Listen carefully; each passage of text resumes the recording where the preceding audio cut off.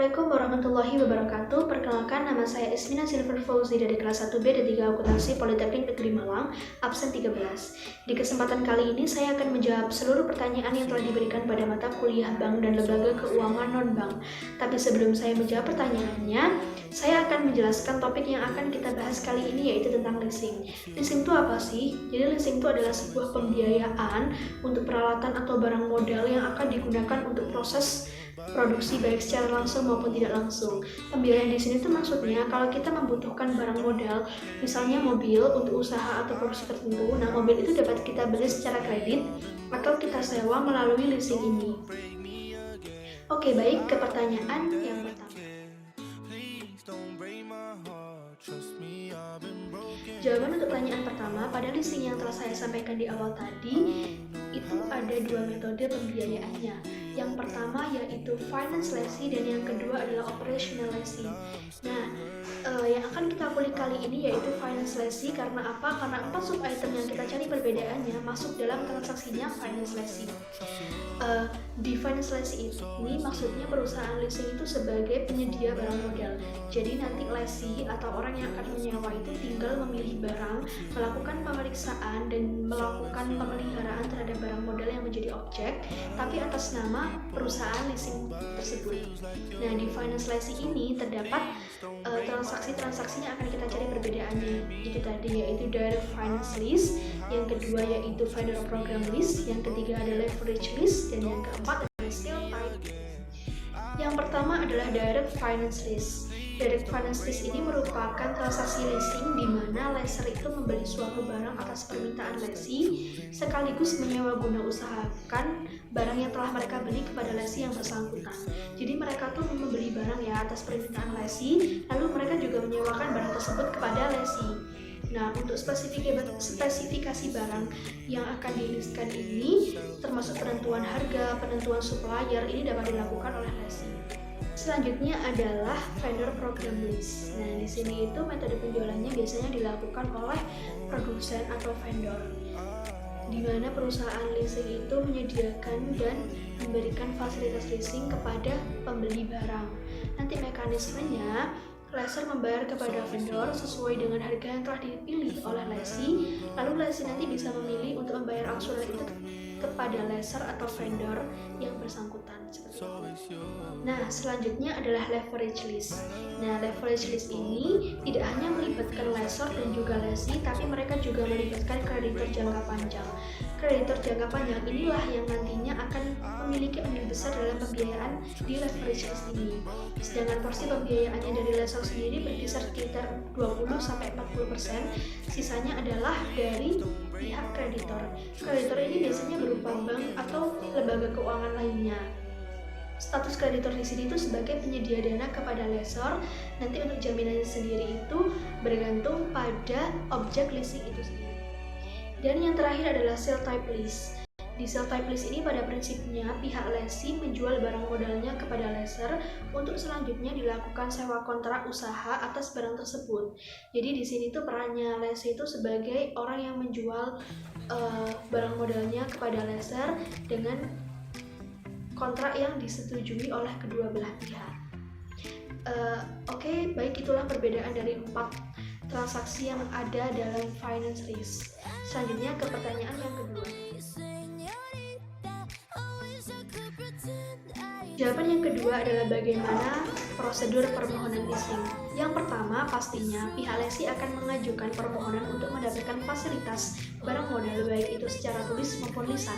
Lalu yang kedua, pihak lessor akan meneliti maksud dan tujuan dari pihak lessee mengajukan permohonan tersebut. Yang ketiga, bila dokumen lengkap, maka pihak lessor akan menjelaskan bagaimana perjanjian kontrak yang akan dilaksanakan. Lalu yang keempat, pihak lessor juga akan meneliti dan menganalisa data yang telah diberikan pihak lessee untuk mengadakan kontrak tersebut. Bila data tersebut diterima, maka lessor akan segera mengadakan perjanjian untuk bertemu dengan pihak lessee untuk menjelaskan dokumen-dokumen apa saja yang harus dipenuhi, lalu tanda tangan apa saja yang harus dipenuhi. Lalu jika sudah mengadakan pertemuan itu, maka pihak lessee menandatangani perjanjian dan juga membayar kewajibannya. Lalu pihak lessor memesan kepada supplier barang modal yang diinginkan oleh pihak lesi. Selanjutnya, pihak lessor menghubungi dan membayar premi asuransi yang disetor lesi sebelumnya. Selanjutnya, pihak supplier akan mengirimkan barang sesuai dengan pesanan dan juga bukti pembayaran yang dilakukan lessor. Dan yang terakhir, pihak lessor itu akan membayar polis asuransi dan mengirim polis asuransi tersebut kepada lesi yang setelah diterbitkan pihak lessor atas nama lesi. Jawaban untuk pertanyaan ketiga yaitu isi dari kontrak leasing atau lease agreement. Yang pertama, pastinya nama dan alamat lesi itu sendiri. Yang kedua, jenis barang modal yang diinginkan. Yang ketiga, jumlah barang yang dileasingkan. Yang keempat adalah syarat pembayaran. Yang kelima adalah syarat kepemilikan dan syarat lainnya. Yang keenam adalah sanksi apabila lesi ikat janji. Dan yang ketujuh adalah dan lain-lain. Untuk kontrak itu sendiri berlaku sampai kapan? Karena struktur dalam kontrak leasing itu disesuaikan atau diprioritaskan sesuai dengan kebutuhan lesi. Jadi jangka waktunya itu tidak bisa ditentukan sesuai dengan pembayaran yang dilakukan oleh lesi.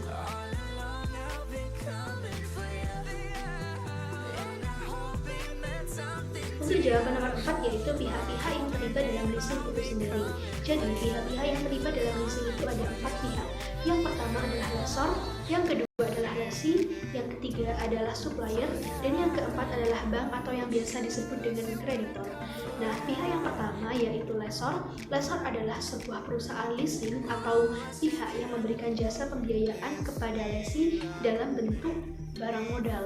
Yang kedua adalah lesi. Lesi sendiri itu adalah pihak yang menerima jasa pembiayaan dari lessor berupa barang modal.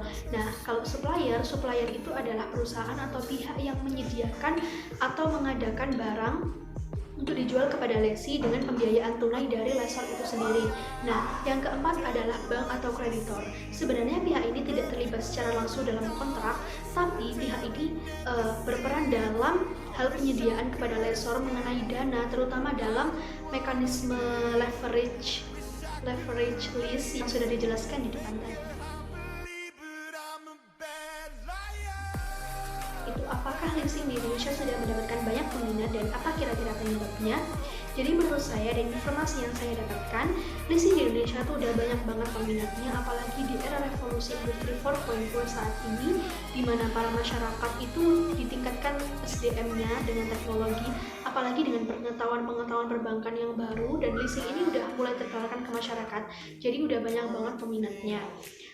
Dan di informasi terakhir yang saya googling kemarin itu perusahaan leasing itu benar-benar udah menjamur banget dalam menjamin kredit motor atau mobil baru, termasuk sekarang tuh udah mulai merambah ke mobil bekas dan jasa perbankan dan jasa lainnya yang dibutuhkan oleh masyarakat, baik masyarakat yang berpenghasilan pas-pasan, sedang hingga masyarakat yang berekonomi tinggi. Nah, sebenarnya apa sih penyebabnya kenapa leasing bisa dikenal banget sama masyarakat? Yang pertama pastinya itu tadi ya, di era teknologi ini tuh mulai banyak masyarakat yang mengenal leasing, yang sebelumnya nggak tahu, yang awam tentang leasing, akhirnya tahu tentang leasing. Dan yang kedua, leasing ini menyediakan dana untuk membiayai kebutuhan kita dengan perjanjian lessor dan leasing itu tadi dengan jaminan yang cukup sederhana, yaitu BPKB, mobil atau motor. Berbeda dengan jasa perbankan lainnya yang cukup sulit dalam memberikan jaminan seperti sertifikat rumah seharga dengan pinjaman yang dia pinjam. Leasing ini cukup dengan BPKB. Akhirnya dengan kesederhanaan dan kemudahan itu, masyarakat lebih memilih leasing daripada jasa perbankan lainnya. Tujuan leasing di Indonesia pun juga udah dibuktikan dengan banyaknya sekali perusahaan yang mulai membuka jasa leasing itu sendiri. Nah, di sini saya akan menyebutkan 5 saja ya perusahaan leasing di Indonesia yang beraset 10 triliun ke atas. Yang pertama ada PT Toyota Astra Financial Service, yang kedua ada Astra Financial, yang ketiga ada BCA Finance, yang keempat ada Indomobil Finance, dan yang kelima ada BFI Finance. Sebenarnya masih banyak sekali perusahaan leasing di Indonesia dengan kemajuannya yang tidak bisa saya sebutkan satu-satu. Jadi pada intinya leasing di Indonesia tuh udah mulai diminati banget oleh masyarakat. Sekian dari saya, mohon maaf apabila ada kurang lebihnya. Wassalamualaikum warahmatullahi wabarakatuh.